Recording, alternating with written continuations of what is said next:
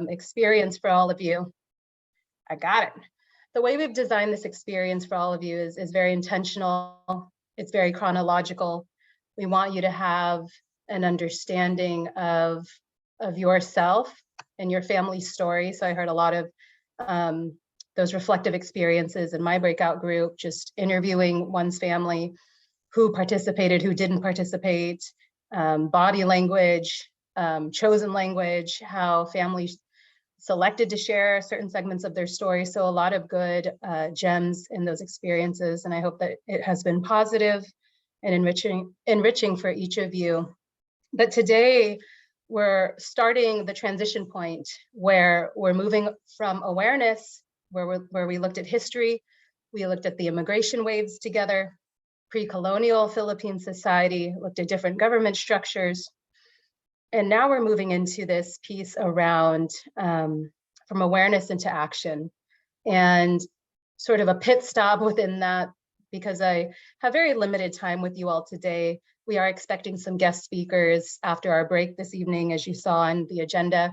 But today I want to talk with you all about civics and what that means, not just in a general sense in America, but what that means for the FilAm community and back home in the Philippines.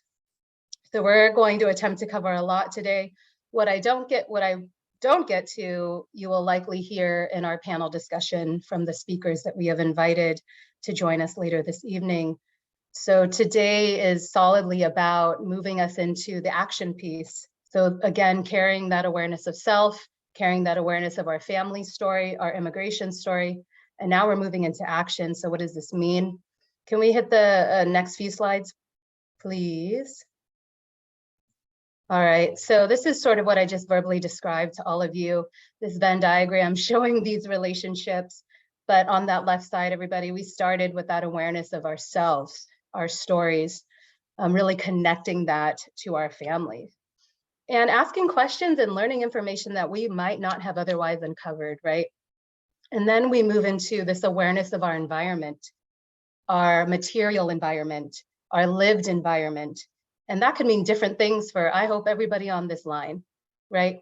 And then in the convergence of these two, awareness of self, awareness of environment, which we'll get to shortly, we talk about action and what that looks like. Next slide, please. So I want to start us off with an opening question. We are talking about civics tonight. If this is an introductory conversation for you around civics, then I am happy to meet you there, because this is totally a 101. This is meant to invite a perspective, open a dialogue, and to engage all of you in a segment of our community that doesn't get a lot of shine. And a few of us on the line will argue that civics doesn't get a lot of shine because of certain designs of our society, as you would say. We'll get into that a little more, but what does power mean to you? Feel free to take yourself off of mute, drop some adjectives in the chat, but what does power mean to you?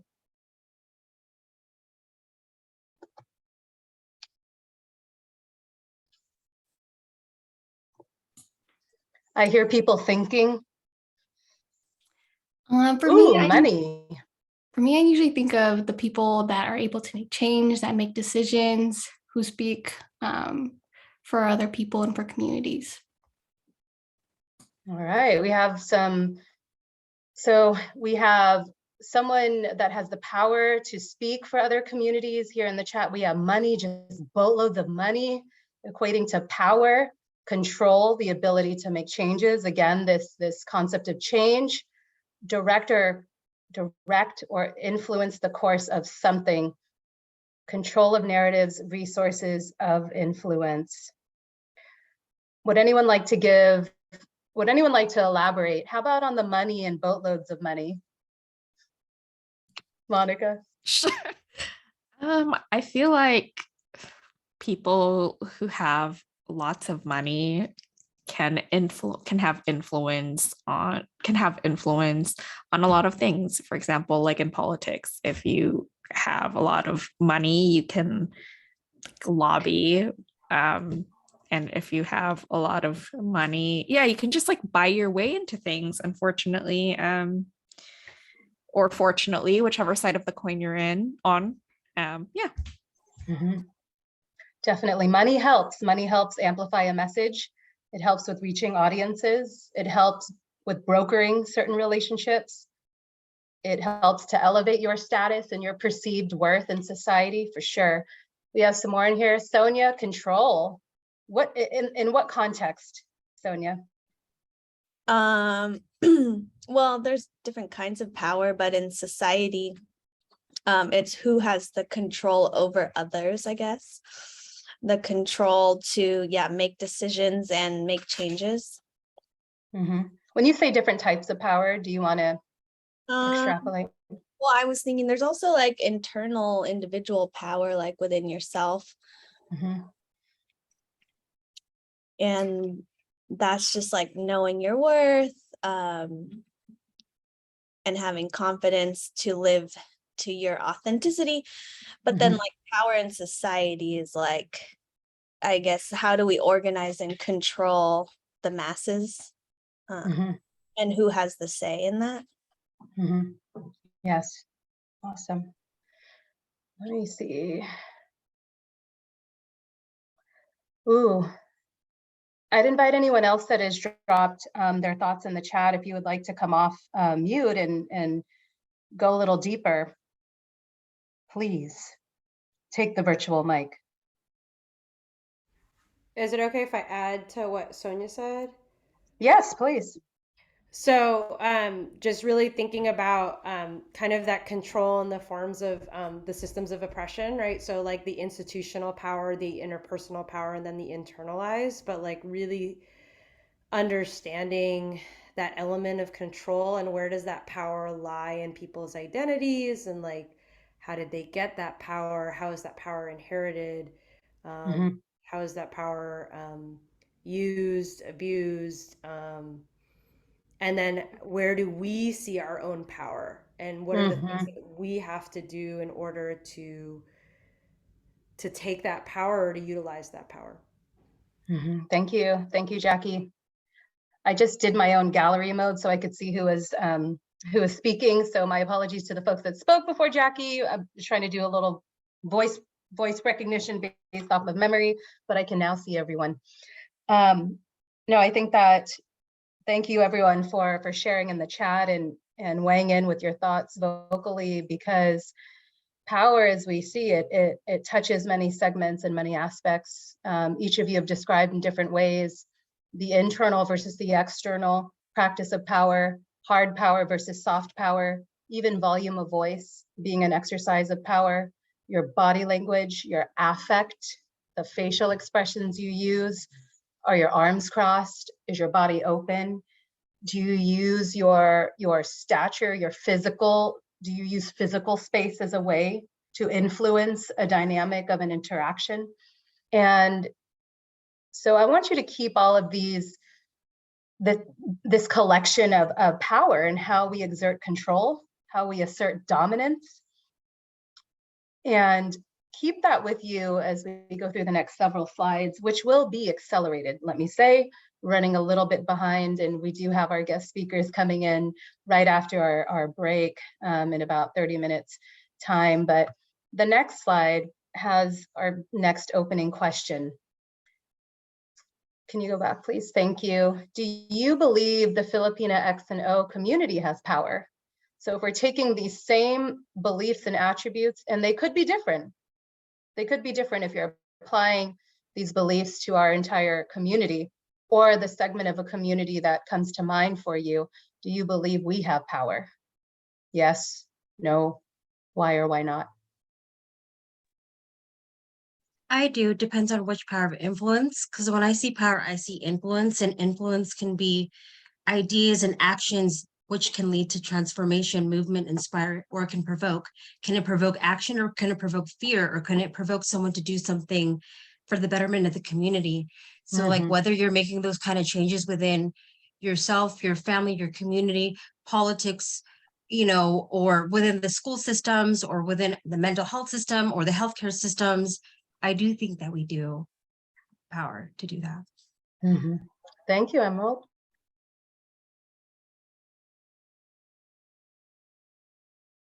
Juan? I think of power as energy, like it has a lot of potential, but if it's not directed in a very meaningful way, or if it's in the hands of someone that will abuse that energy, then there's no use for it. But I really think our community has immense power. We have a really rich history, and we have a strong drive to understand ourselves, and we have really deep roots. It just hasn't been harnessed in the way that we would want it to be, I think. And this is a question that is really a centerpiece for L.E.A.D Filipino, which is, how do you even quantify what power looks like? How do you know that you are powerful as a collective? As an individual, might be easier to have some indicators around power based on a rank, role, or how you perceive power. For me, I think leadership comes from all levels. I think you can lead from any position, any rank, any role or responsibility within your organization, within an agency, or whatever professional setting. But this is a question that we sit with all the time in L.E.A.D Filipino, which is, how do we build not just our individual power, but our collective power? What would it mean for the Filipina X and O community for someone to say, what comes to mind when you think of this FilAm community? And they say, a wealthy community, a community that owns Hollywood. I'm throwing out arbitrary examples to be sure. Or, those are power brokers that are overrepresented on Wall Street. I'm only using that example because wealth and money and an abundance of financial resources was among one of the top themes here. But this belief, not in if we have power right now, but in this pursuit of building power across, and Juan, I think you laid it out perfectly, across, social, cultural, socio-cultural power, across representation in sectors that we know we are underrepresented in. You could point at any number of them. Power with respect to physical structures and representation in our communities through artistic, material representations of our culture and our society. Power with respect to elected leadership, public leadership on boards. So as we move into talking about civics, there are a few items that I want. Can we hit that next slide, please? Some items to keep in mind when we think about power. So when I think of power, I also think of numbers. Numbers with regard to size. Because what do you think is more impactful? I don't know if this analogy will hit for everybody, but say, let's see, what example do I want to use? Say I have a problem at school, and I know that the problem I have is felt by a majority of my classmates. And I go to my teacher and I say, hey, I'm Angelica Cortez, I don't like this. And the teacher's like, hey, Flick, oh, you're just one person. But what if I bring all 30 of my classmates with me and say, yo, we have a problem. Recess needs to be extended. We don't want a 0 period.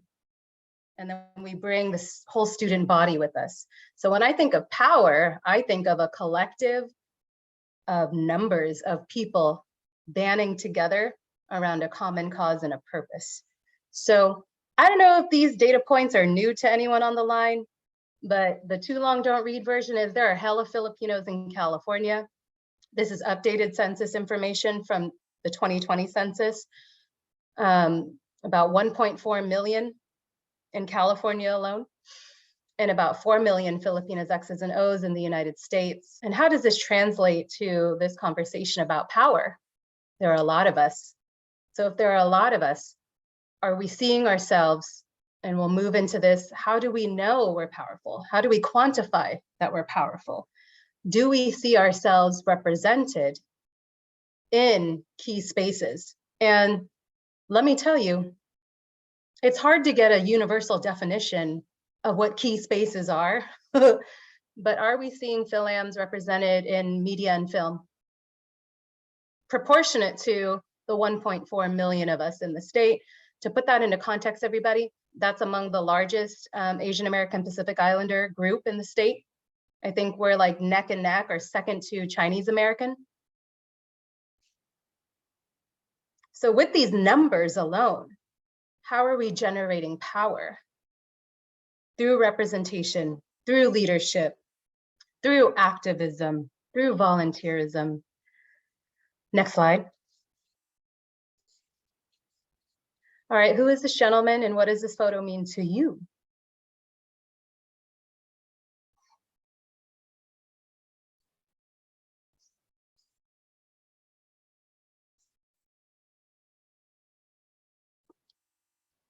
He's pointing at you.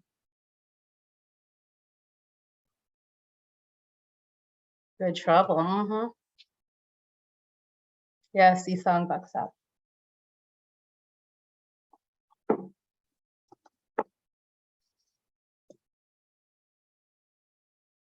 I'm going to take this silence as this was like a real easy question and folks are like, is she for real asking us who this is?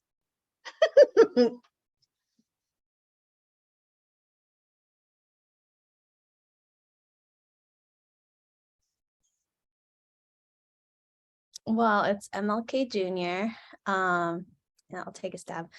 What does it mean to me? He's pointing at his audience. So he was a great like orator and really riled up the people to fight back against their oppressors, and really question, social hierarchies, and organized everyone to fight back and in a non-violent way.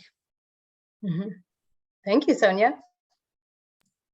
I think the pointing of fingers is actually really interesting, just in terms of like what it could mean. Because one, we're like told like, oh, it's rude to point fingers, but I also see the like messaging behind like, oh, it's up to me. Like I'm pointing at you because it's like your turn to, make good trouble or whatever have you.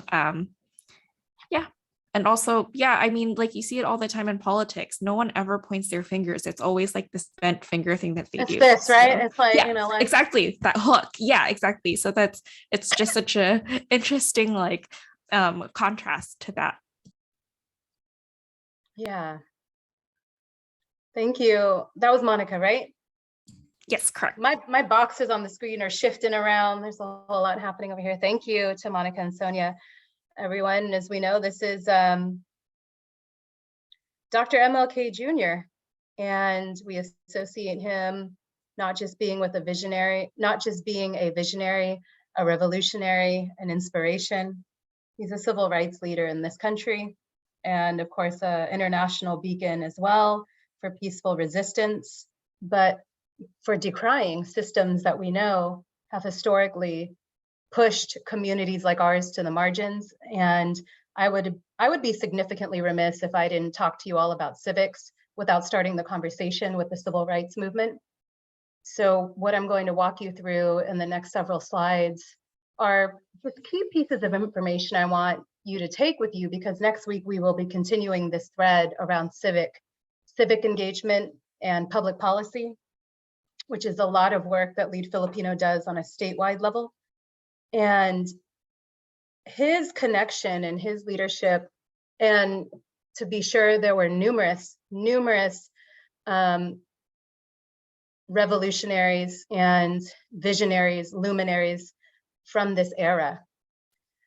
But we start the conversation with him, just given his, again, his leadership and his, uncontested association with the civil rights movement, without going into deeper dialogue tonight on the status of our country right now.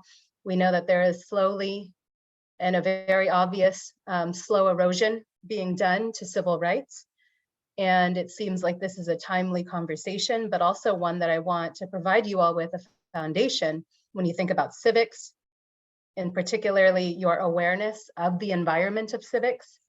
in relation to the awareness that you have of yourself and your family story. So let's hit that next slide. Oh, this was another photo that I just was really transfixed by, because and what I love too in asking folks about their interpretation, what they feel, how they receive an image, you know, it runs the gamut in terms of how different, you know, imagery can invoke, can inspire, and can incite. But let's go to that next slide. This is going to be a little bit of history, everybody, but it is so relevant today. Who knows without Googling the two key things that the Civil Rights Act did for us? And when I say us, I mean the FilAm community. I mean Asian Americans. So we can't talk about civics. The conversation of civics really starts because of the civil rights movement being passed. What it do? What did it do?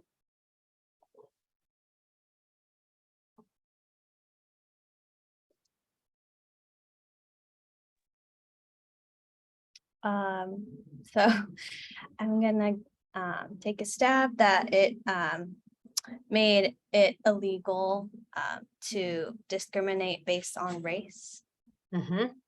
Yes. public spheres. Yes. Yes. Next slide. Thank you, Sonia. So it did do these two things.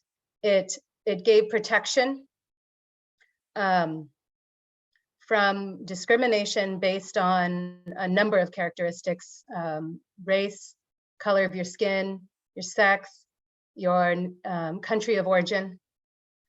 And it also created a set of laws to ensure that minoritized groups, such as Filipinos,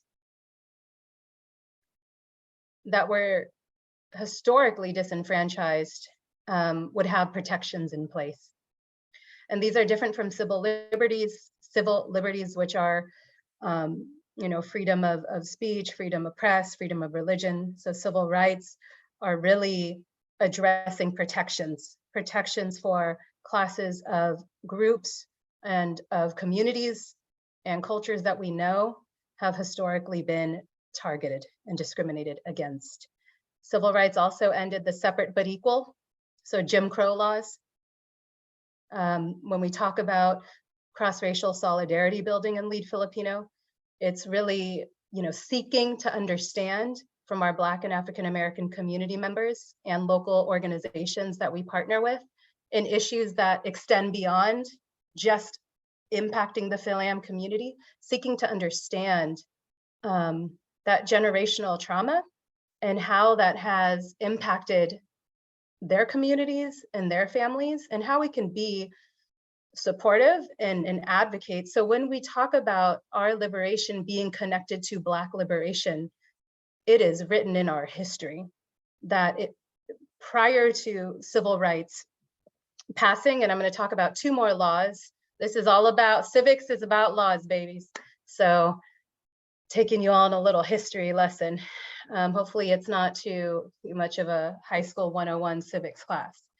But again, really wanting to impress that as we move into talking about civics tonight, and the panelists that will be joining us, where they will be sharing with you all grassroots campaigns that they're working on. I will be speaking about the Justice for Angelo Quinto work and what that entailed.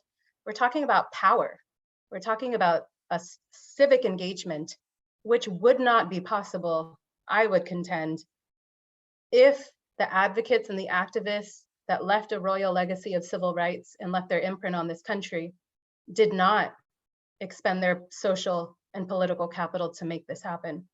And so to see what's happening in this country right now, the erosion of civil rights, the slow dismantling of it, you can bet that some of our conversation at L.E.A.D Filipino meetings are multidimensional. Next slide, please. So I talked about this a little bit. It's very interesting. Can we go back to that slide, the previous slide? Thank you. This is very interesting for those of you that have an interest in diversity, equity, and inclusion work. I want to talk a little bit about that. As someone who works in the racial equity and justice, equity, diversity, and inclusion space, it's very fascinating. You can make some assumptions that certain segments in our community are not fans of diversity work and equity and inclusion because of arguments that we should make decisions on promotions and hiring and representation based on meritocracy and qualifications and be colorblind and not base anything on race. So again, this is a deeper conversation. The counter to that is ignoring our race and not taking into account our holistic being and the communities we come from and how generational experiences have created trauma, have perpetuated disparities, and how big segments of minoritized communities have literally been positioned in communities that were designed to create disparities in health and education and home ownership and wealth generation. So there are many sides to this conversation around diversity, equity, and inclusion. But it's very fascinating because at the time when civil rights ended discrimination based on sex, race, color, religion, we know what that looked like. We know that Black and African-American community members were denied for home loans. We know that historic redlining that put minoritized communities in sections of communities where there were toxic fumes and refineries and blighted is a term that's used for public structures and schools and communities that did not get the maintenance they needed, that were just run down and didn't get resources. And we talk about, again, power, resources allocated. And so at the time, that being outlawed, and now you're seeing today in the 21st century that if someone is celebrated for their diversity of their race, ethnicity, gender, and all of these things, you're seeing opponents saying that that is reverse racism. So anyway, I don't want to go deeper into that, but that is a wickedly interesting conversation. If any of you feel compelled by that, I would love to talk with you offline more as a space to learn and unravel together. Next slide. Wow, we only have 12 minutes. Damn, excuse my language. I meant to say dang. The other piece of legislation that I would like to highlight in this space is the Voting Rights Act of 1965. Anyone know what this did?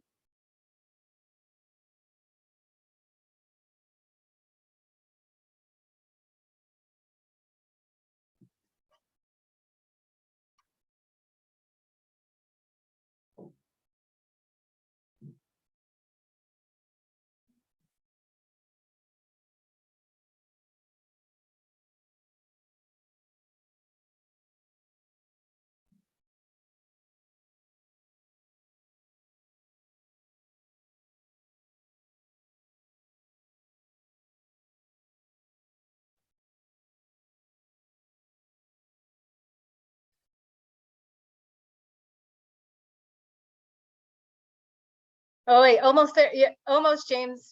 That's the next slide.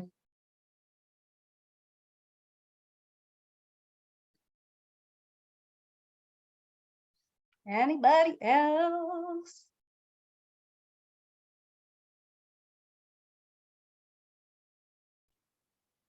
I'll take a stab at it. Mhm. Not limiting who can vote, like everyone can vote over the age of 18. I assume who's a citizen. Mhm. Like, yeah. Yeah, that's correct. Woo, thanks, James. Next slide.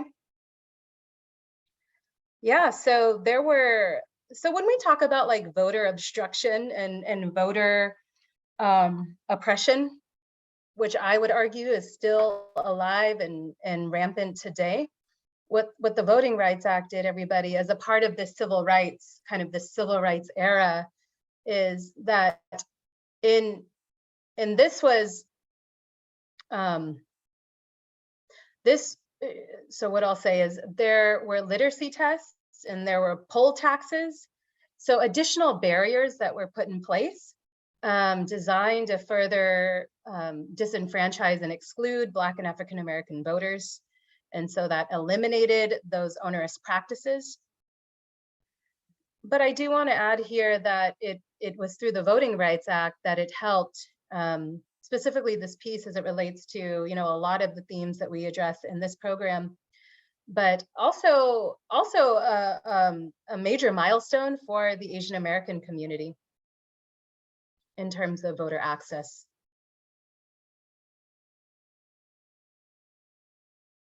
Next slide. So this was, James, to your comment in the chat box. The last piece of legislation or a law that I want to talk with you all about today is the Immigration and Naturalization Act of 1965. And this removed quotas that were, if we hit that next slide, please. National origins quotas systems that were in place since 1924.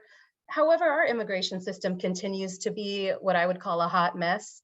It is very subjective. If you demonstrate that you're an individual that comes with, and then we go back to power and money. If you're a certain individual that comes from a country where you have connections to wealth, you come from a wealthy family, you bypass, you know, all of these bureaucratic structures in place that I think are meant to dehumanize people.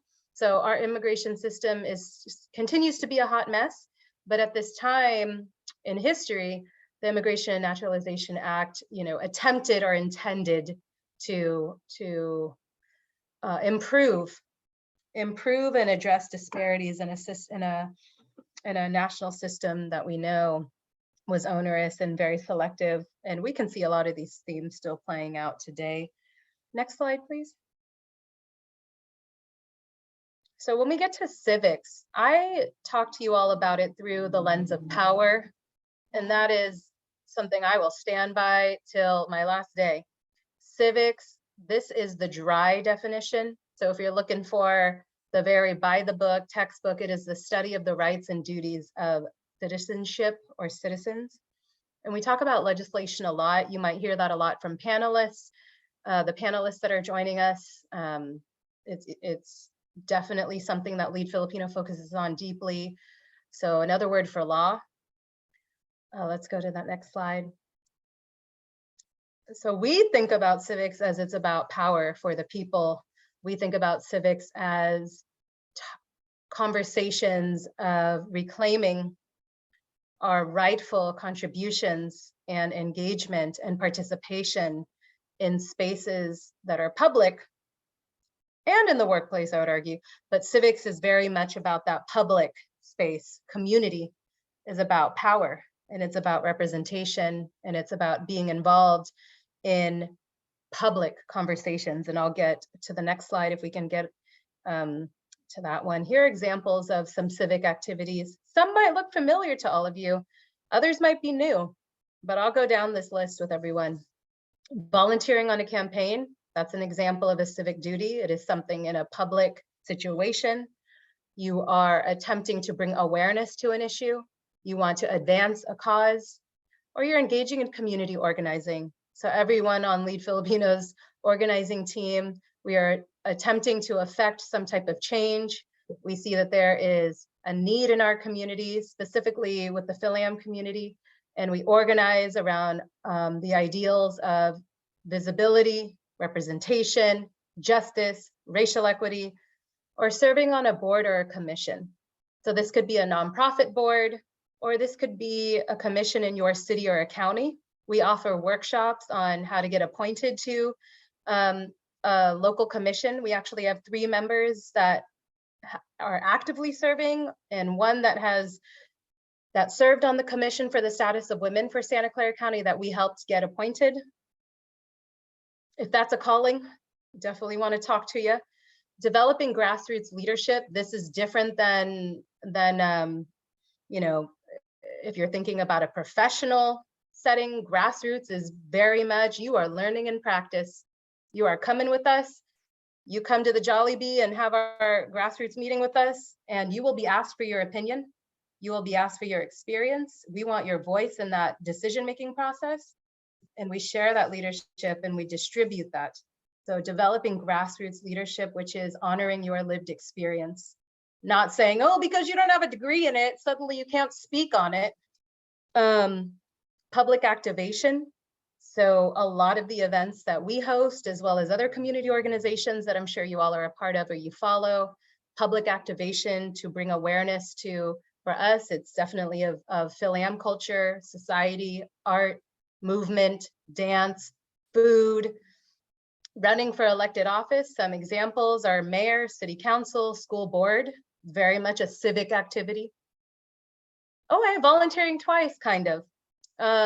In this situation, volunteering with a nonprofit like L.E.A.D Filipino, and voter registration and outreach. So really to kind of loop that all back into the civil rights movement, really the advocacy and the activist spirit that was the underlying premise of civil rights, which is to fight back against discrimination, to claim our rightful place in communities and in spaces of power, where we are creating laws, where we are informing policies, and we are involved in our civic life. And instead of being told this is what it's going to be, we're actually involved in those conversations of creating what it's going to be. Next slide. And here are some actual concrete examples, folks, of what we do right now to really illustrate some real civic work that we've done through L.E.A.D Filipino. Starting from left to right, we, prior to the pandemic, had a partnership, which we will resume, with Santa Clara County's Registrar of Voters. So what that meant was monthly, we were at the naturalization ceremonies, providing necessary voter education materials and helping to register voters.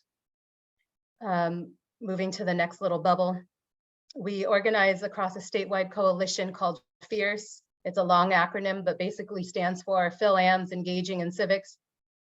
So we go to Sacramento once a year. We've gone in person, we've gone virtually, and we've met with state legislators to talk about ethnic studies, to talk about public safety, funding for mental health services, tenant rights, being in one of the highest cost regions in the world. Moving into AB 490, which is Assembly Bill 490, the Justice for Angelo Quinto Act of 2021. I'll be talking more about that on the panel. I'm also going to be playing this like moderator panel role because I know that some of you are very interested in the Justice for Angelo Quinto work that we were very much involved in last year with passing this legislation. The FAM Jam Festival, which is the FilAm History Month Jam Festival. And this is an event that we have hosted for the past 2020, 2020, none of us could do anything. So this will be our third one that we're hosting this fall, and that's going to be October 21st. That's a Friday. But this is a festival where we have brought in the likes of Jocelyn Enriquez. We had Ruby Ibarra last year make a surprise performance. We've had Astrologic, just, local, statewide, nationally known FilAm artists, performers, DJs, MCs, poets.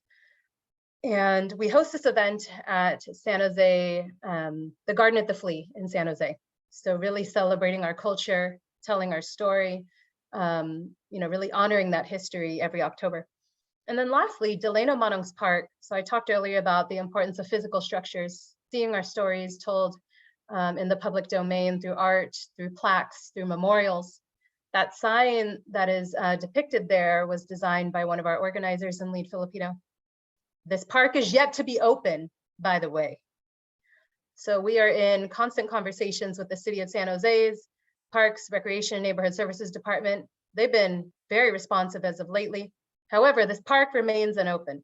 So when it is, and it has nothing to do, with anything that's like, it's just a bunch of like procedural stuff. They're like, oh, we didn't get the title transferred yet.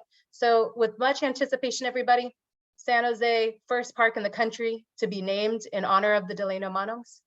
And this all goes back to civics. This all goes back to community. This all goes back to power and our representation and owning our own stories and being involved and leading in those ways. And leading, like I said earlier at the start of this segment with all of you, leadership takes on many forms. Leadership can come at any position, at any season. And that's really what we celebrate through Lead Filipino. When folks have gifts and they come to us, you do not need to be an expert in public policy. You do not need to be an expert in civics. You do not need to know the civil rights legislation forward and backward. You just need to come with your experiences and what you know to be true. And if you see a moral alignment with our ethos and what we're about, we want you to come through and we want you to be involved with the initiatives that we're a part of. This is only a little piece of what we do, but I wanted to give you solid examples of what civics looks like for this organization. Thank you very much for the shout out, Jen. But I want to pause there. Do I have 5 minutes or am I already impeding on our break? You're good. All right. I'm going to take a pause and drink some of my vitamin. What am I drinking over here? Emergency. Not because I'm sick, everybody, because I'm trying to build my immunity. Any questions?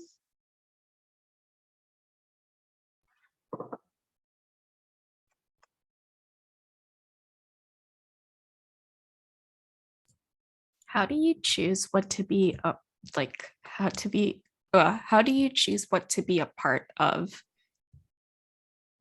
Oh, in terms of from the perspective of the organization choosing, or as an interested person wanting to join something? Yeah, like these are like there's like I guess both, but more the latter. Like there's a lot of initiatives that all seem very important and very urgent, right? So how does one decide to join just one or all, or yeah. I think, thank you for the question. That was Monica, right? Yes. I think with everything, you go with what, so you follow a curiosity. You make assessments based on your bandwidth and what you can feasibly contribute to and be a part of. But I say, check out our different initiatives on our website. They're all under the initiatives tab. And it really talks about the history, the purpose of each of these segments. They're all a different, different groups of stakeholders looking at different issues. So I say, whatever is inciting that compelling interest for you, where you feel you would have deeper and enriched purpose and meaning, I'd say follow that. So if it's voter education and there's an outreach component, a lot of public interaction, or if it's the FilAm Advocacy Day, that's a big event that brings in our partners from across the state of California. So the Bullasan Center, Filipino Studies, Filipino Advocates for Justice out of Oakland, Search to Involve Filipino Americans, known as SIPA out of L.A., APICA out of San Diego, Asian Solidarity Collective out of San Diego, Bayanihan Desert out of the Inland Empire, Philippine National Day Association out of Sacramento, Filipino Cultural Community Center out of San Francisco. We bring a collective of really the FilAm voice to Sacramento. Fam Jam Festival, that's like San Jose, you want to put on for your city and you want to help us get the dopest food trucks, an amazing lineup of performers, music, help us identify and engage craft artisans and merchants and makers of our FilAm community to come and be a part of this large community event. And then Delano Bottoms Park is really right now, it's super local advocacy, working with the city of San Jose. So check it all out, because we also have programs. So this is our summer program. We have Fly Pinais in March during Women's History Month. We have our Queer Committee that meets monthly. We got a little something for everybody on the line. Thanks for that. Yes, yes. Can we hit the next slide? I think there might be a next slide. No. Okay, so in summation, everybody, because I don't want to keep you from your break, civics, we will continue this conversation next week. You will have ample time to apply what you are absorbing with me. But civics is about power. It's about representation. And it's about communities coming together based on common cause, shared interests, moral imperative to address social concerns and social needs. So I leave you there. Civics is power. It's about power for the people. And when we come back, we will hopefully, we have Tracy Noriega in the house already. Well, we have Mary Cohn. Oh, we got all our panelists here. Thank you for being here. We are going to take a 5-minute break, and then we will come back and it'll be showtime. Thank you. Thank you. Thank you. Hey, Mary Cohn, Kyle, Tracy, thank you for being here. We are going to take a little break and we will be back by what, 7:40, 7:41, 7:42? 7:41. A fun fact for all of you about funk and groove, that was literally born out of the civil rights era. Funk and groove music, civil rights era legacy. And it was super judged for being, not following, westernized music theory and having discordant sounds, everything that comes with innovation when it doesn't come from a certain community and it comes from like our community and, minoritized groups, suddenly it's like thrown darts at and it's like unsavory and it's not by the book. Same stuff you see today, folks, the same stuff. Welcome back. That was my commercial. We are joined by some guest speakers, some awesome folks. Are we still waiting for folks to come back? Maybe I should wait 30 seconds.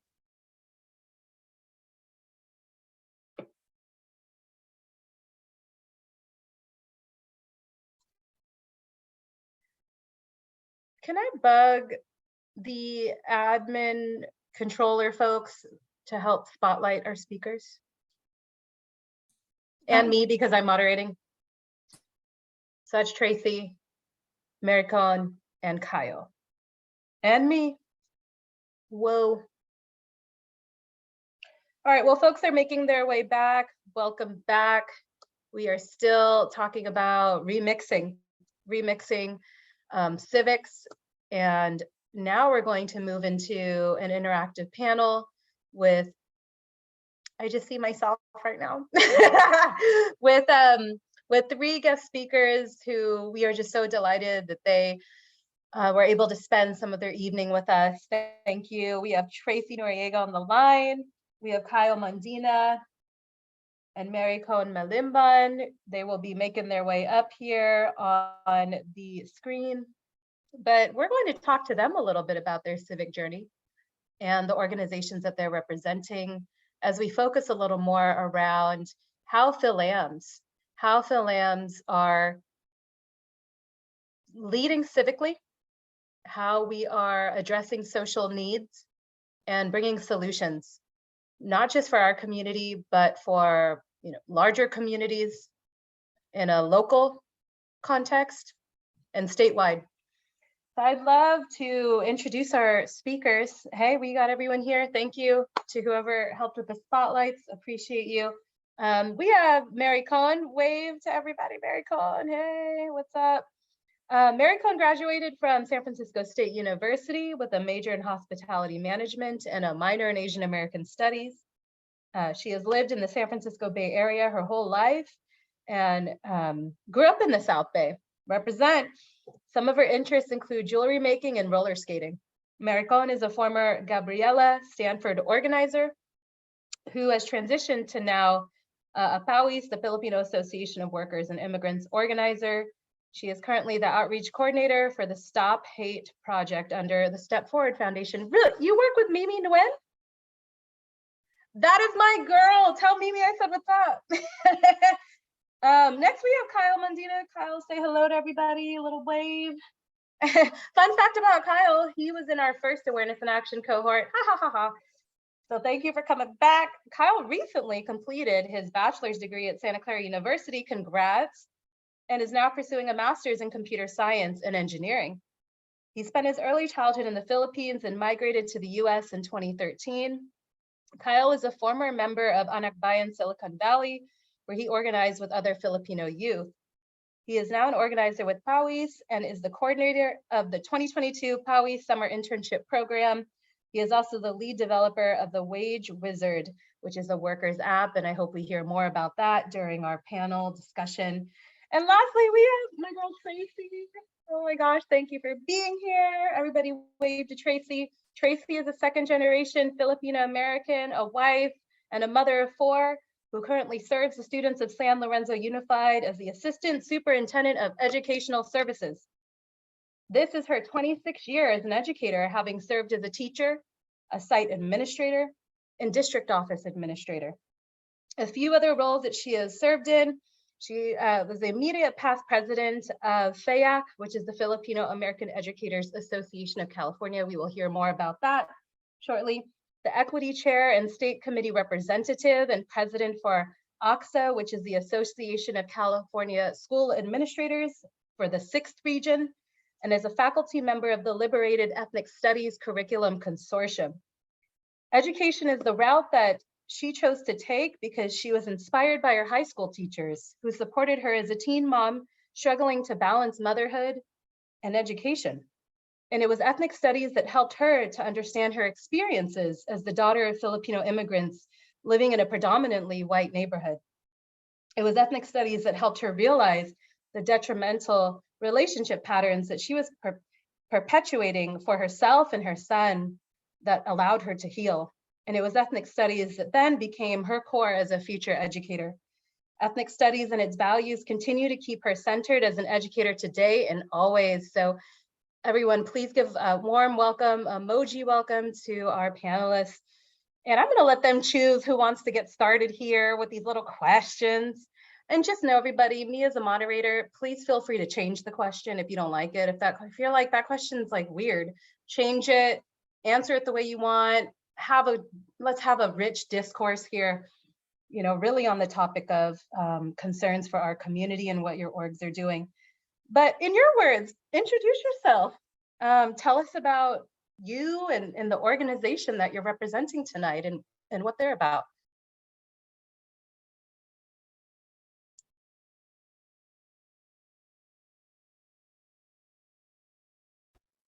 Maybe me and Kyle could kind of do it together since we're both representing PAWIS today, but PAWIS stands for Filipino Association of Workers and Immigrants, and it's an organization of Filipino workers and immigrants who are collectively standing against any forms of abuse and exploitation to uphold the welfare of Filipino workers and immigrants.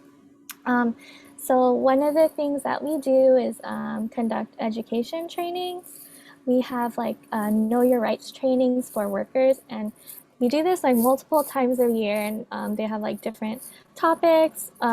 During last year, we did a lot that were focused about COVID sick leave because of the pandemic, and our last one was like about like hate crimes, like because if there's violence or threat of violence due to your race, sex, age, disability, or sexual orientation, it can be considered a hate crime, and that's something we could help people with. And we also have had topics around housing rights and like about immigration.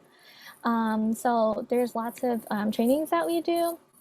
This Saturday, we're actually doing one about health and safety in the workplace. And yeah, something else we do is like we regularly do outreach to the community.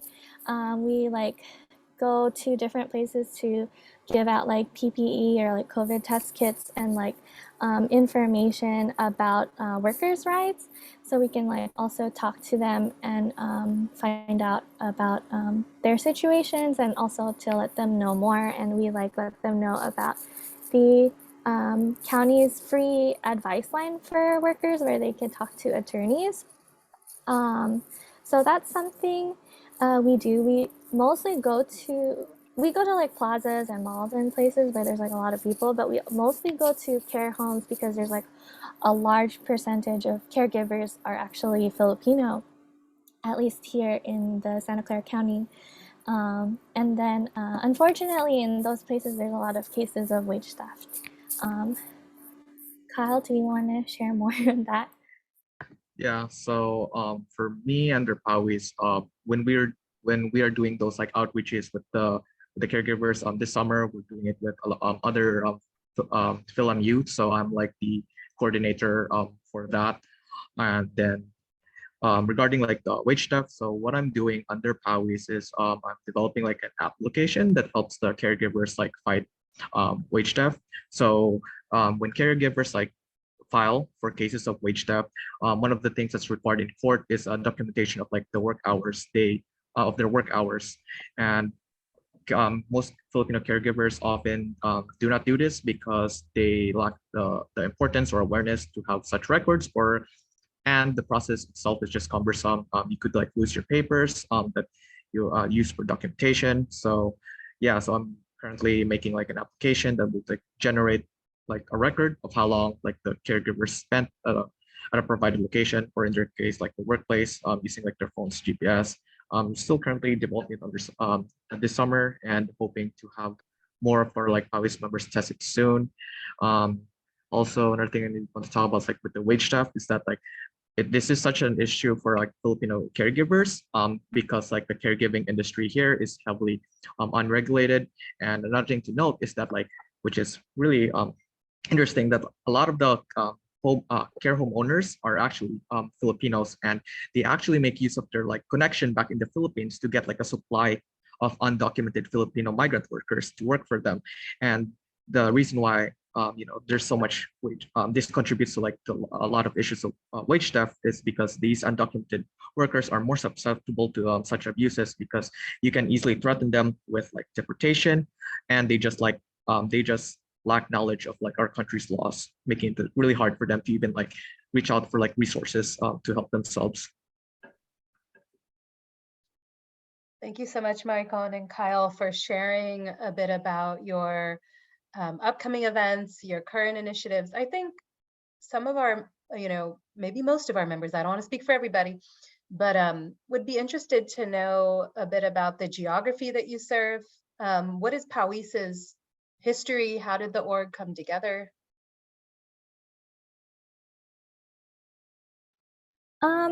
So we're really focused in like the whole Santa Clara County, like, but we mostly focus on San Jose, but we're like, also doing outreach in the whole Santa Clara County. Like last year we even like did outreach in Gilroy.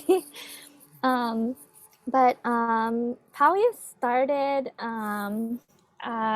in I forgot the year, but it was because the airport screeners in the San Jose, like it was formed because the airport screeners at the San Jose airport, because of the 9/11, there was the U.S. Aviation and Transportation Security Act that was discriminatory against Filipino workers and immigrants because they had to be U.S. citizens and they had to pass new employment and language tests. So a bunch of the airport screeners lost their jobs. And when we had all of these like Filipino workers come together, then the organization was formed after that. Thank you. I'd like to add something about like Powys's like geography. With Powys's like scope, we have like another thing to note with like caregivers is that like they sometimes we organize like caregivers who are like near the area, but then their places could be much like farther. Like a lot of like, because the nature of their work is that like a caregiver can like have to change like often changes their jobs, and their jobs could like span like a huge area, because it could be like like caregiver could live like at San Jose, but then work at somewhere at like Sunnyvale, and then move to like much more farther places like Mountain View. So that's like sometimes like the nature of like the scope of our organizing is like sometimes like not as like rigid because of that. Mhm. Thank you. Tracy. Hello, everyone. Hi, Jill. Good to see you. It's Yes. nice to be in the same space with you, and thank you so much for inviting me. Ooh, what can I say? Because I have such a long bio. It's probably because I've been around for a bit. But yes, Tracy's thank like you a legend, again. everybody. That's so sweet. But I come to you today as the immediate past president of FilAm, which is the Filipino American Educators Association of California. It's an organization that was established in 1993. And gosh, I joined in 1996 when I first became a teacher. And, you know, there weren't very many Filipino educators back then. And that continues to this day, right? For lots of reasons. I'm sure the pattern continues. I mean, even though I have grown children of my own, one of them is a teacher, but I'm sure that, you know, some of your parents have said, don't go into education. They want you to be, you know, doctors and lawyers and, you know, all of the things that kind of, you know, skip a lot of struggles, right? And put you into a position for generational wealth. But today I come to you as that, and it's an organization that came together again a number of years ago, building on the aspect of camaraderie. A lot of first, you know, immigrants, you know, second generation folks like me needed a place to reconnect with our people, with our culture, because a lot of us came into this country having, you know, had the message that we should fully assimilate as opposed to acculturate, right? You know, my bio says Filipino American for a reason, because I feel like I have, you know, one foot in both of those countries, and it was tough. It was a really tough road to get there. So having once been Filipino and then having shed that for a bit and not claiming it and then coming back full circle, it's a journey that I know that I am not alone in. So as Filipino educators, so rare of us, we came together, and we keep trying to build, because there are more and more at the TK through 12, which is where I'm at. And then, you know, and then of course, if you add on the community college and the university levels, then the cadre gets even bigger.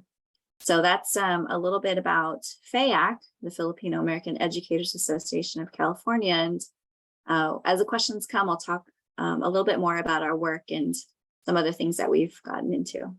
Thank you. Awesome. Thank you so much. And I do want to say that Tracy, everybody is through FilAm, is a partner, a leader in the Fierce Coalition that I shared with you all earlier this evening. The Fierce Coalition is a statewide assembly of grassroots and nonprofits that organize around FilAm concerns. And Tracy is really our go-to resident expert on ethnic studies. So really being the tip of the spear for us and guiding our strategy and our information around how we talk to legislators about ethnic studies. There have been so many bills we worked on, you know, the past few years around ethnic studies becoming I mean, we can name it every segment of public education, but just a high school graduation requirement was the most recent.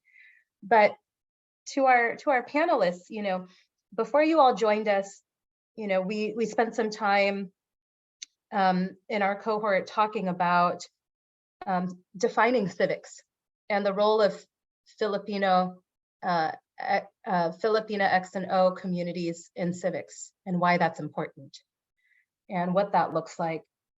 So I'd love to move to this next question. And you all kind of touched upon this, but how did your org determine, for Tracy, ethnic studies, for Kyle and Maricon, you know, wage theft? This might be obvious, but how did your org determine that these were issues of importance to FilAm communities specifically? So ethnic studies has always, I mean, ever since I can remember, has been a topic for us as Filipino educators.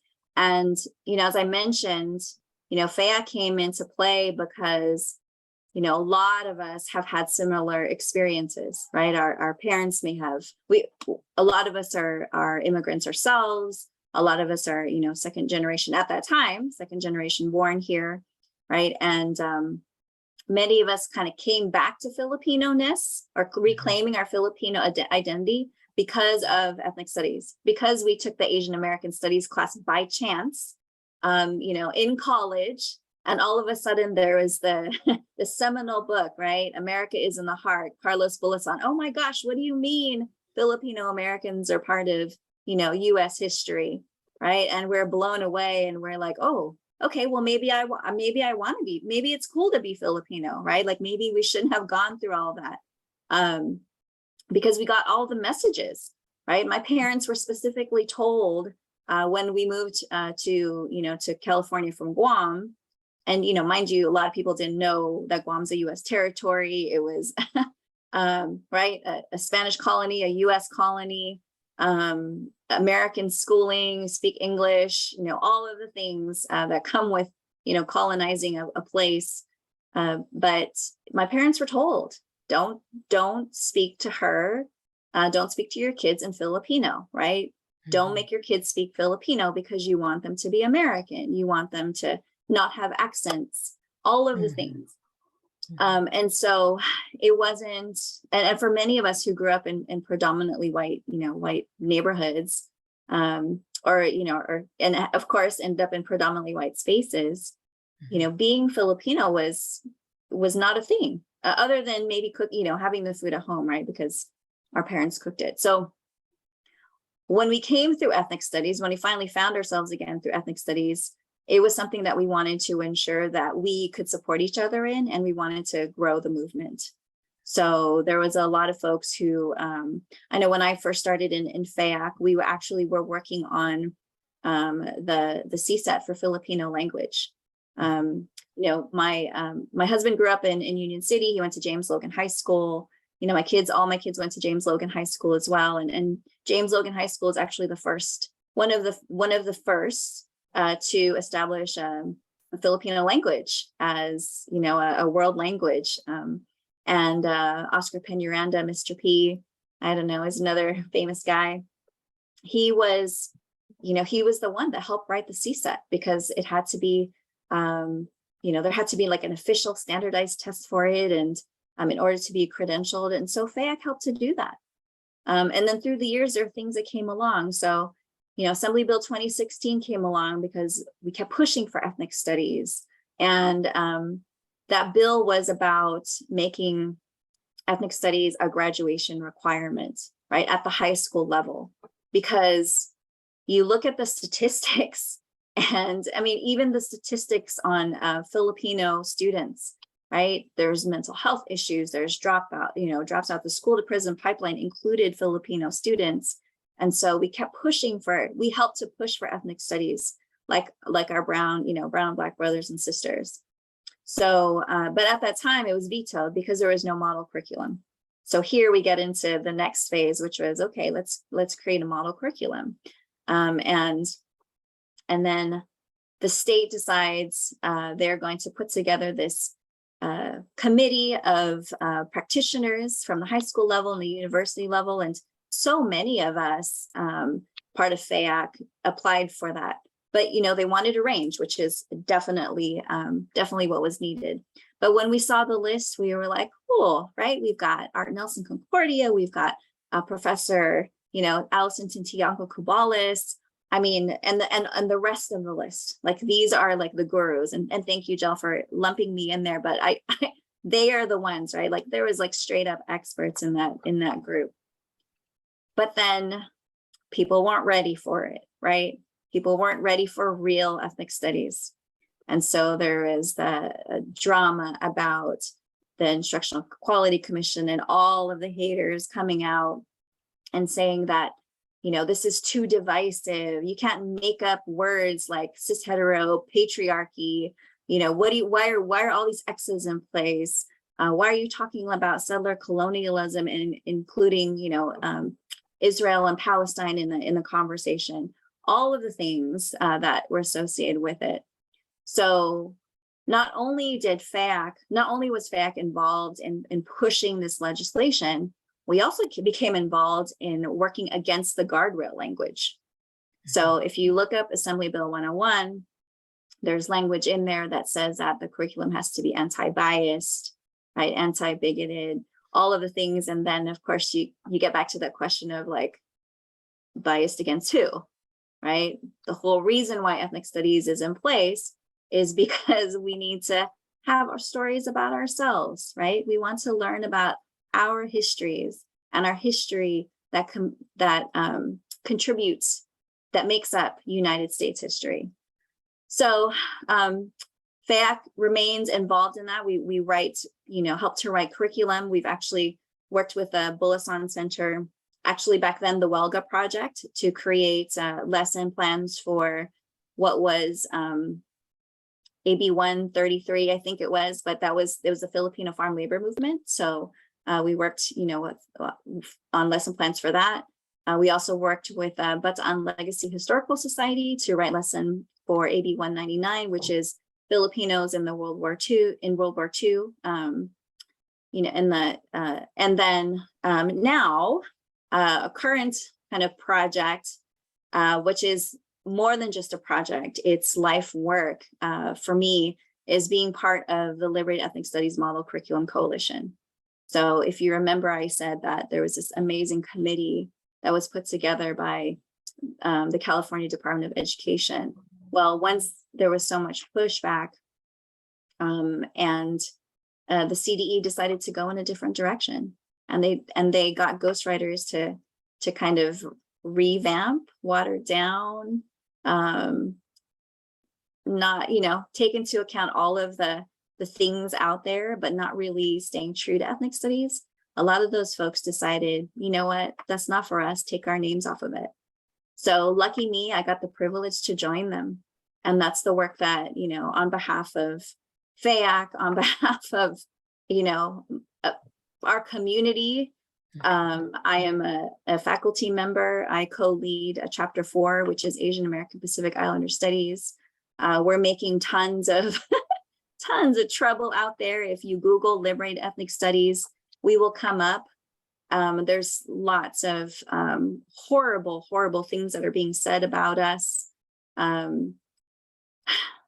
from lots of different angles, from the anti-CRT folks to the folks that claim that we're anti-Semitic, all of the things. But we are working on, again, building curriculum, supporting school districts with implementing their ethnic studies programs, supporting teachers with their ethnic studies pedagogy, and that is the current work. So, and it's not just me. There's a number of FAAC members that are part of the consortium, and we all continue to fight from where we're at.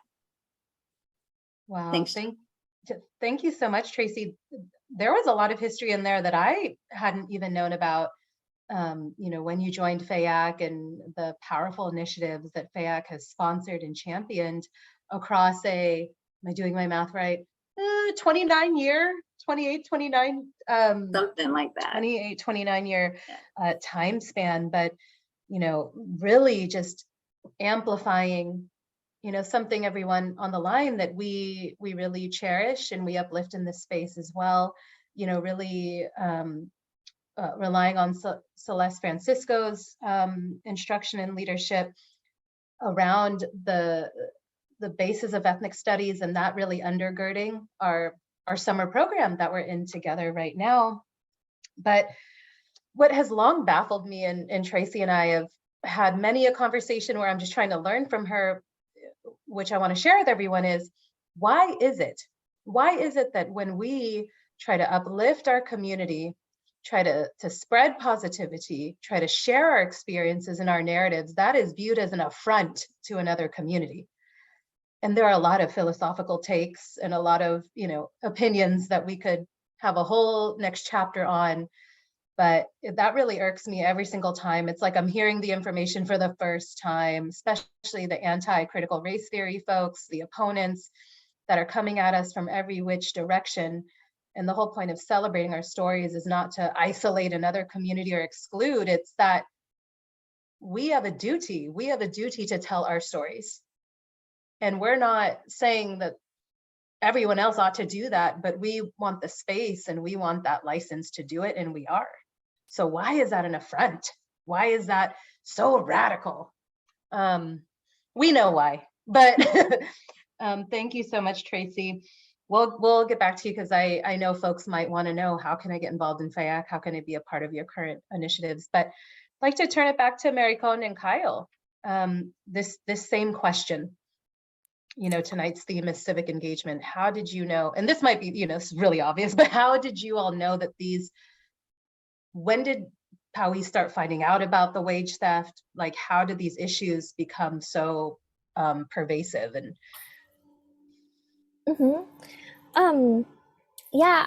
with our membership actually being made up of Filipino workers and immigrants, we're really looking to each other to see what our issues are. And unfortunately, many of the members have actually like experienced wage theft.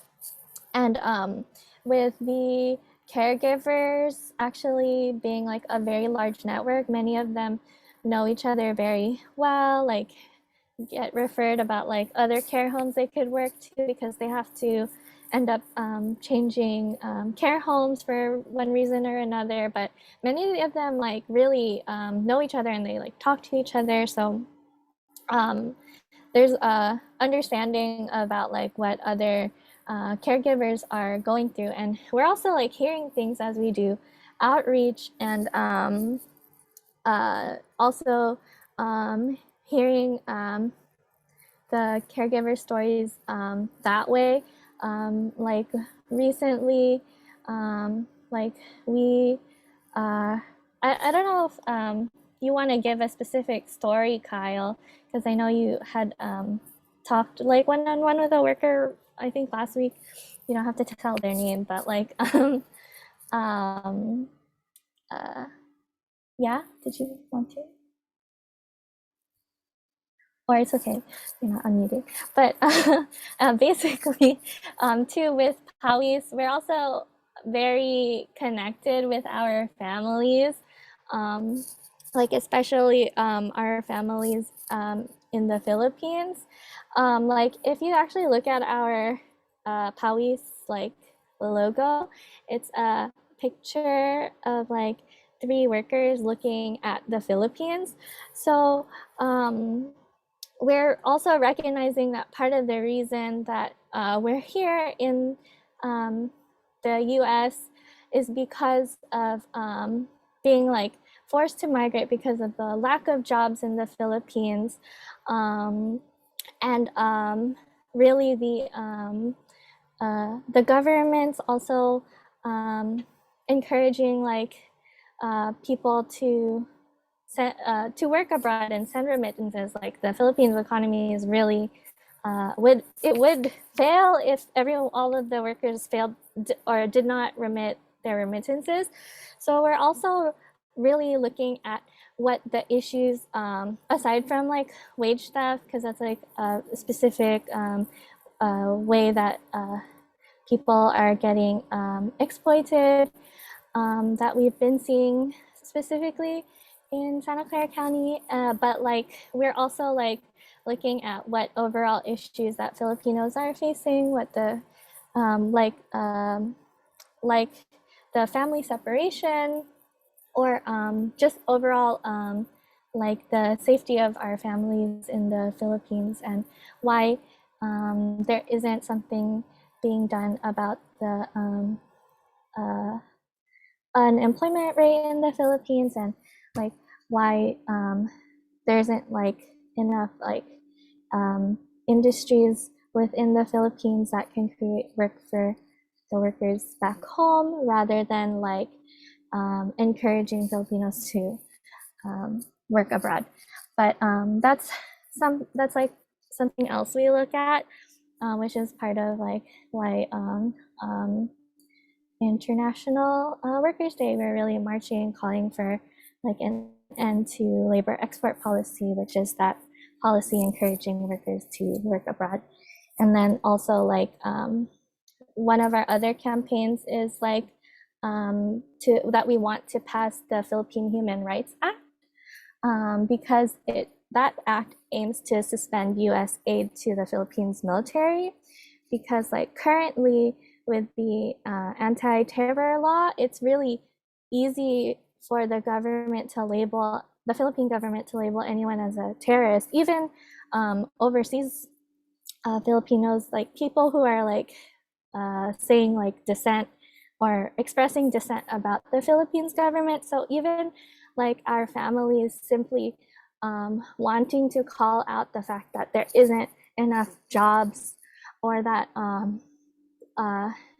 enough jobs in the Philippines could have really bad repercussions, because like the Philippines the government could label them as a terrorist. And like that's something we've actually been seeing happening to many people recently, like journalists, human rights activists, and labor organizers. So we're also like really worried about our families back home, which is why that's also one of our campaigns, that we want to pass that act so that our US tax dollars aren't funding those human rights abuses. So it's really knowing what our like members of our organization are experiencing, and also like their connection to their families. They talk to their families like every day. So really, they know what their families are experiencing. Like they know every day how much like the food is getting more expensive. And like, so we're really, and also with our outreach, we're really like talking to people in the community. So we're really getting a sense of what issues people are facing. So not only wage theft, but like trying to see what we can do to help each other, because like we really recognize the importance of collective power and using our collective voice to like really raise these issues, and so that we can really call for change and fight for each other's rights.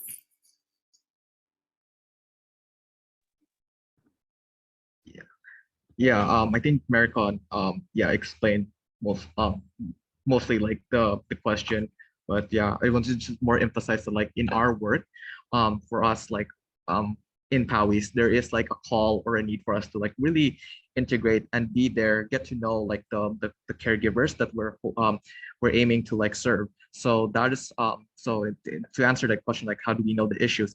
It is through our like close connection with like the caregivers. That is why like through knowing them, through like hearing their stories, their struggles, that is how we learn of their issues. And actually for in our summer internship program, one of the goals for that is to have like youths like me and Maricon and other FilAms to really be there and integrate, connect closely to like the tita, the caregiver, the migrant caregivers to actually, so we can have to emphasize that, like, because we have noticed that like there is like a disconnect with like FilAms. Although I came, I am like an immigrant, like I came here in 2013. I still identify as sometimes identify as FilAm, but so yeah, like with our programs, like we really want to like bridge like the disconnect between like the FilAm culture and with like the Filipino migrants, because like on the surface it may seem like, oh, it's a different, like there's like a disconnect, there's a different culture, because one is like have lived the Philippines for most of their lives, and here's like we already lived here.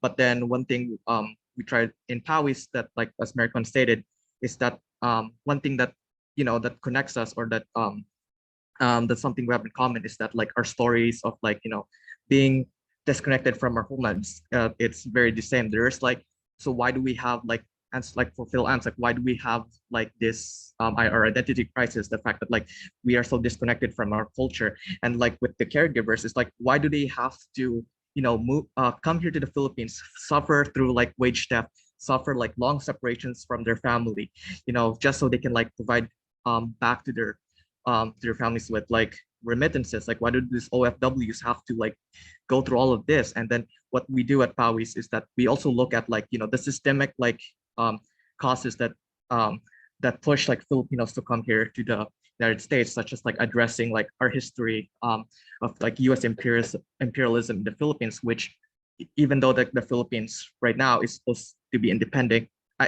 there's still like to this day like current like um, economic ties that is like influencing the Philippines to be like dependent on the United States economically. Thank you so much, Maricon and Kyle, and again to Tracy, the work of both of your organizations. We celebrate. Please let Lead Filipino know how we can be supportive, and just hearing your individual stories, the current initiatives and the campaigns that your organizations are working on locally, regionally, and across the state. I would surmise that FAAC is, also influencing national conversations, especially your national network of folks that are in other states that are like, how do we also sponsor legislation? So to bring this back to our cohort on the line, to civic engagement, a common theme that we heard across our panelists in terms of understanding the issues and amplifying issues that are impacting Filipinos, X's and O's, FilAms, is they're organizing on that ground level, grassroots leadership, connecting one-on-one, really seeking to understand and addressing social issues and shared causes and concerns. Kyle, you said a couple interesting things early on and then just now that I would love to double click on if we have time. We do have some questions in the chat though. I want to get to those, as well as our last question that I will pose to all of you, which is how can people get involved in your orgs? But Kyle, you said something earlier that really piqued my ears, and that was, oh, what was it? I just had it. Ooh, ooh, ooh, ooh. It was, oh no, it was like right on the tip of my tongue. There it is. The owners and operators of these care homes being wealthy Filipinos, X's and O's, exploiting our people and bringing undocumented Filipinos, X's and O's from the Philippines. Can you speak a bit more about that? Because I'm not surprised, but it's also this larger conversation on classism. And I would surmise some colorist takes on that we know are rampant in our community too. Yeah, so wait, sorry, what was the question again? To like what were you wondering? Yeah, can you go deeper on that? Is it because you mentioned that the owners of these convalescent homes, the ones committing wage theft, exploiting people, committing these heinous acts are Filipinos. I'm guessing wealthy Filipinos. Yeah, there is like a huge thing we need to look at with like in terms like the classes within like Filipino society, because yeah, you would think that like they're fellow Filipinos, like why would they do this? But yeah, they are the, as we've seen like organizing at Powys, like we found out that like yeah, these Filipino care home owners are the ones who are like or like who are contributing to like one of the most like the most of the suffering for like fellow Filipinos. And there's also a it's not just with like this Filipino against Filipino culture. It's like it's also like it's not just limited to actually to like to the care home owners. There's also like even like I can't call this racism, but like there's a thing where it's like other like documented Filipinos would like look down on like undocumented Filipinos. That is something like we've also seen. But I think you could this thing about like wealthy Filipinos like exploiting like Filipino migrant workers. I think this has to tie in with like the inherent like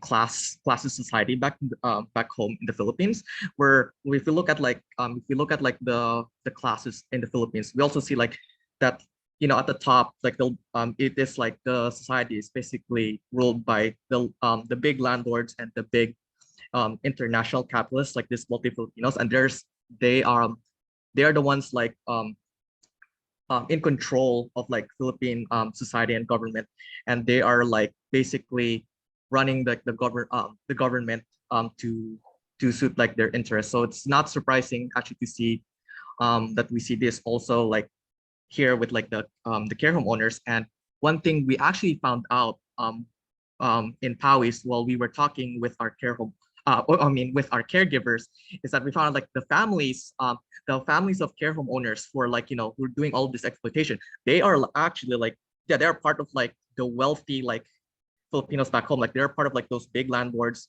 those big international capitalists at home. So because I think that's the reason why they're able to like that it makes sense in the way that like in order to like have like a care home here, like here at this Silicon Valley, where it's like really expensive to have a house, you need to have a huge capital. And it's often these families like back home, or like the very wealthy families are who have like enough like capital to actually set this up. I don't know if you want to add more, Maricon. I think you explained it well, Kyle. Thanks. Well, when we talk about bridging FilAms to, to Powys and supporting your advocacy efforts, your campaigns and initiatives, let us know.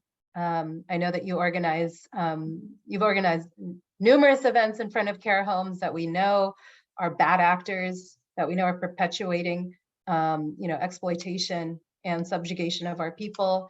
Let us know how we can show up and help as well. I'd like to get over to Tracy. And then I'll get back to our Powys duo. Tracy, how can folks get involved, learn more about FAYAC? Do they have to be educators in the classroom? Can they be, advocates of ethnic studies to get involved? What does that look like? Yeah, you definitely don't have to be an educator per se, but if you are interested in education, want to get involved with us, absolutely.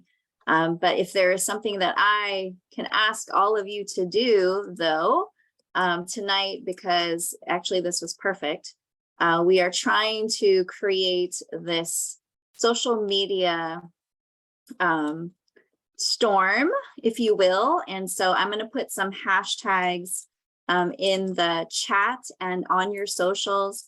If you can use these hashtags, and if you can add liberated ethnic studies, we are really trying to work on, doing the little things that puts real ethnic studies out there. So hashtag it at us, and then that will definitely help. And if it's a picture, is whatever it is that you can relate to for ethnic studies, we would absolutely love it. The folks that make up, I put the website in the chat, and if you go through the faculty, we all are volunteers. We are teachers, a few administrators, university professors, and everyone has day jobs, if you will, but we really get together to do this hard work, right? This work of our hearts. And the funding that we have, that we received a grant from National Education Association. We have some small contracts with particular districts. We give that back to our teachers because they write the lesson plans that other teachers will use. So, but the people that are out there that are writing all of these horrible things about us and horrible things about ethnic studies, bogging down our districts for public records requests because they want to, view our emails and make sure that we're not saying specific things. The trying to file lawsuits against us, and school districts, right? So, one that's hopefully won't see the light of day, but yes, we've been named in a lawsuit and along with a particular school district. But the people that are doing that have money, they're super organized. they're scouring all of the things and writing the articles, whereas, you know, the rest of us, all those folks that you see on there, like we are supporting our students, and we're trying to, so, you know, support other teachers and school districts with implementing the work. So an immediate ask is, you know, post something on your socials, use those hashtags, today, tonight, after you get off, you know, and ongoing, so that we can just, you know, put our own stories out there, right? Control the narrative a bit, because we definitely need that. And then in terms of, you know, FAAC membership, we have we'll have a few things going on this coming school year. Of course, like everyone else, we'll have something in October for Filipino American History Month.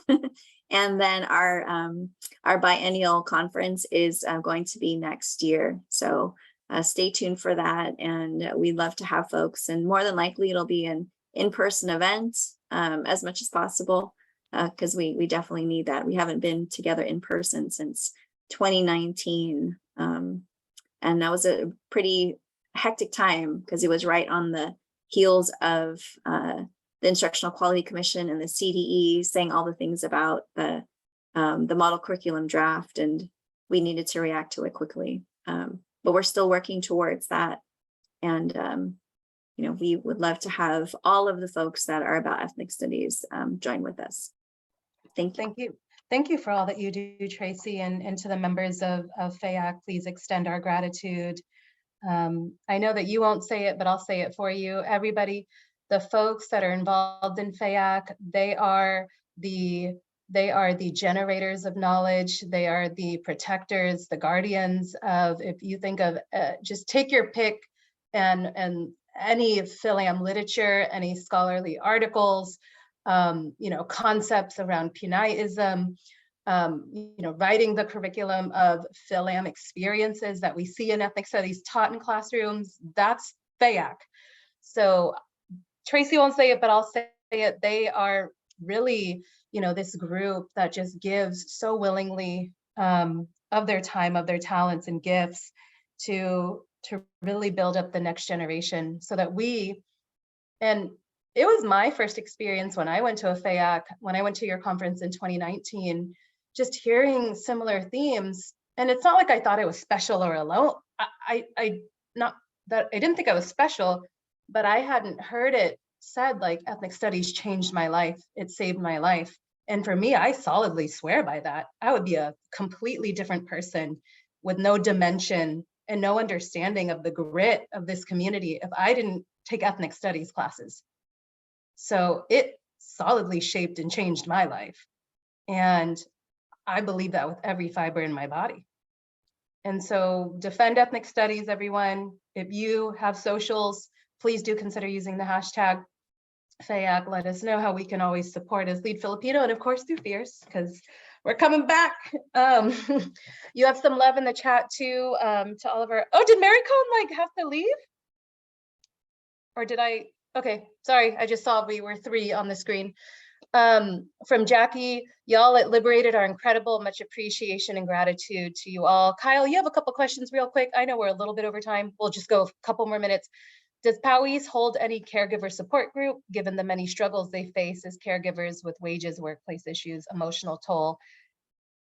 One thing that POWIS does is that we try to, this is the one responsibility POWIS has with its members, that we try to be like the caregivers, like family here in the United States, you know, given that like their families back in the Philippines. So yeah, that is like integral, like the integral aspect of organizing our POWIS, where we want to create like a community for the caregivers.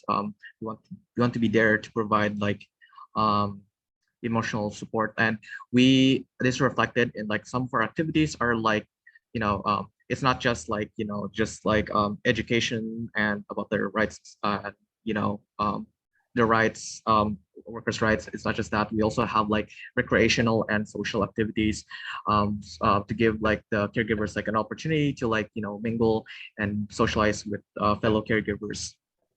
Yeah. And you both have one more question, and then how folks can get involved. And then before you all bounce, can we take a photo with the four of you? But that's after Kyle answers the questions. Or and Maricone, you're back. Hey, what's up?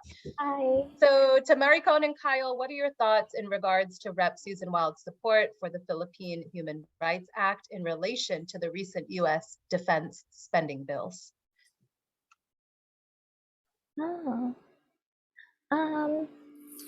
I guess we definitely support the Philippine Human Rights Act.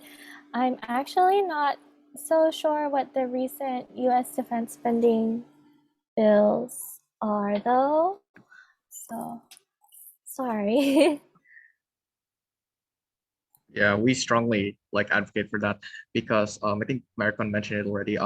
That like the reason why caregivers come to the United States is because the conditions are really bad there in the Philippines, and currently in the Philippines, if you protest, or if you're like critical of the government, um, and if you're like protesting like how they're handling the economy, you are gonna get there's a chance that you will be a victim of like extrajudicial killing. So yeah, definitely we strongly like supports that legislation.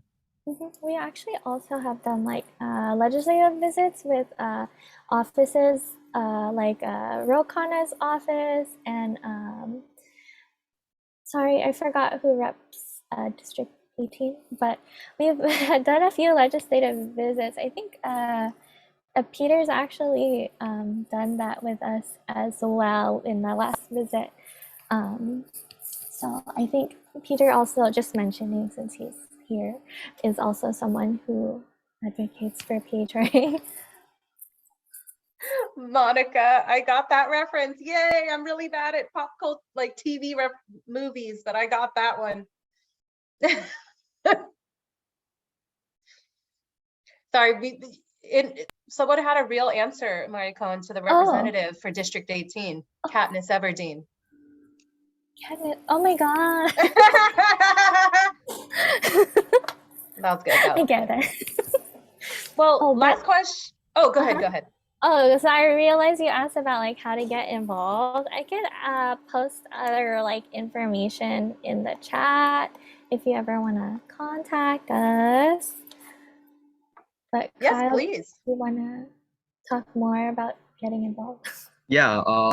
If you guys want to have an opportunity to like to get to know or to see for yourself, like get hands-on experience like the work we do, and get to know like our caregiver members. We actually have like weekly like outreaches where we pair up with like the PAWI's worker leaders in going to like the different care homes around like around here Silicon Valley to give out like PPEs. So just like I think Maricon just gave out our like our contacts. So just like reach out to either me or Maricon, and we'll also like tell you inform you of like all of our like upcoming events where you can also meet us either through Zoom or in person depending on the event. Wonderful. Well, thank you so much to Tracy with FilAm, Kyle and Maricone with PAWIS. Can everyone just give your praise, give your thanks? We appreciate your time. We did go over a few minutes. I am at fault for that. Please forgive me. Could we take off the little spotlights real quick and take a photo with the three of you and our cohort?